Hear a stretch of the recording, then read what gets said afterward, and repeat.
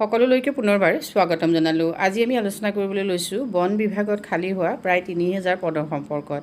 এই পদসমূহৰ বাবে কোনে কোনে আবেদন কৰিব পাৰিব, লগতে যোগ্যতা কি হয় আৰু এই পদসমূহৰ প্ৰতিটো পদৰ বাবে দৰমহাৰ পৰিমাণটো কেনেকুৱা হয় সেই সম্পৰ্কে তোমালোকে সবিশেষ জানিব পাৰিবা আজি ভিডিঅ'টোৰ জৰিয়তে।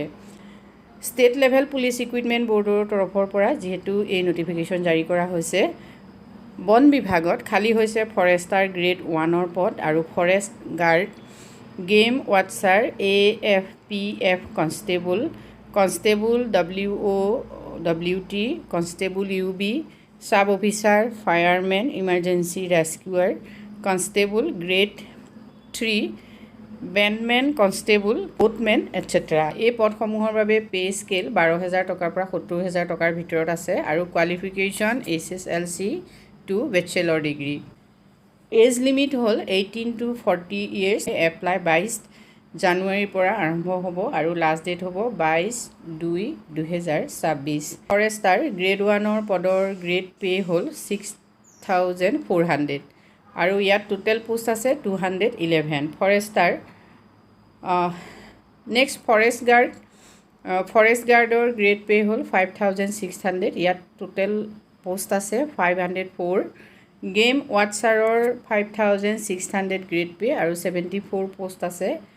AFPF কনষ্টেবলৰ 5,600 গ্ৰেড পে আৰু 405 পোষ্ট আছে। কনষ্টেবল WOWT 6,200 গ্ৰেড পে আৰু 642 পোষ্ট আছে। কনষ্টেবল UBৰ 5,600 হ'ল গ্ৰেড পে আৰু ইয়াত পোষ্ট এটা আছে, চাবা পোষ্ট আছে 6,200 হ'ল গ্ৰেড পে। ইমাৰ্জেঞ্চি ৰেস্কিউৱাৰৰ পদৰ সংখ্যা 41 আৰু গ্ৰেড পে হ'ল 5,000। কনষ্টেবল গ্ৰেড 3 গ্ৰেড পে হ'ল 5,600 আৰু ইয়াত পদ আছে 733, তাৰে এক্স ছাৰ্ভিচমেনৰ বাবে 15টা পদ ইয়াত আছে। নেক্সট বেণ্ডমেন কনষ্টেবলৰ 5,600 গ্ৰেড পে আৰু পদৰ সংখ্যা 11। বাগলাৰৰ পদৰ সংখ্যা 2টা আৰু গ্ৰেড পে 4,400। বোটমেনৰ 4,200 গ্ৰেড পে আৰু পদৰ সংখ্যা হ'ল 10টা। সৰ্বমুঠ পদৰ সংখ্যা 2,972। মেল আৰু ফিমেলৰ বাবে যিহেতু পদসমূহ ভাগ কৰা আছে, ফৰেষ্টাৰ গ্ৰেড 1ৰ মেলৰ বাবে আছে 148, ফিমেলৰ বাবে 63। তেনেকৈ ফৰেষ্ট গাৰ্ডৰ 353 মেল কেণ্ডিডেটৰ বাবে আৰু 151 ফিমেলৰ। গেম ৱাটচাৰৰ তেনেকৈ 52 মেলৰ বাবে 22 ফিমেলৰ বাবে। কনষ্টেবলৰ 364 মেলৰ বাবে আৰু ফিমেলৰ বাবে 41। কনষ্টেবল WWT 310 মেলৰ বাবে আৰু ফিমেলৰ বাবে 332 পোষ্ট আছে। কনষ্টেবল UB আৰু চাব অফিচাৰৰ লগতে ফায়াৰমেন, এইকেইটাত ফিমেলৰ বাবে পদ নাই, গোটেইখিনি পদ মেল কেণ্ডিডেটৰ বাবে। নেক্সট এমাৰ্জেঞ্চি ৰেস্কিউৱাৰৰ মেল কেণ্ডিডেটৰ বাবেহে ইয়াত পদ আছে। কনষ্টেবল গ্ৰেড 3 502টা পদ মেল কেণ্ডিডেটৰ বাবে আৰু ফিমেলৰ বাবে 216। বেণ্ডমেনৰ 3টা পদ ফিমেলৰ বাবে, বাগলাৰ আৰু বোটমেনৰ ফিমেলৰ বাবে পদ নাই। চাব অফিচাৰ কনষ্টেবলৰ বাবে যোগ্যতা হ'ল HS পাছ হ'ব লাগিব ছায়েন্সৰ, ইয়াত ফিজিক্স, কেমেষ্ট্ৰি, মেথমেটিক্স ইত্যাদি বিষয় তোমালোকৰ থাকিব লাগিব। ফায়াৰমেন এমাৰ্জেঞ্চি ৰেস্কিউৱাৰৰ বাবে HS পাছ হ'ব লাগিব, ছায়েন্সৰ হ'ব লাগিব।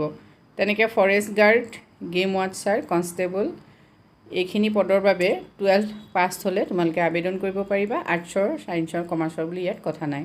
গ্ৰেড 3 যিবিলাক পদ আছে, গ্ৰেড 3 পদৰ বাবেও তোমালোকে SSLC পাছ হ'লে আবেদন কৰিব পাৰিবা। তাতে হোম গাৰ্ডৰ চাৰ্টিফিকেট যদি থাকে বা মিনিমাম NCCA চাৰ্টিফিকেট যদি থাকে, এইখিনিয়ে তোমালোকক প্ৰিফাৰেঞ্চ দিব। হ'লে বোটমেনৰ বাবে SSLC পাছ হ'লে তোমালোকে আবেদন কৰিব পাৰিবা, কিন্তু তোমালোকৰ ছুইমিঙৰ এক্সপিৰিয়েঞ্চ থাকিব লাগিব। এজ লিমিট চোৱা, যদি চাব অফিচাৰ পদৰ বাবে আবেদন কৰা তেতিয়া 20 পৰা 24 years হ'ব লাগিব।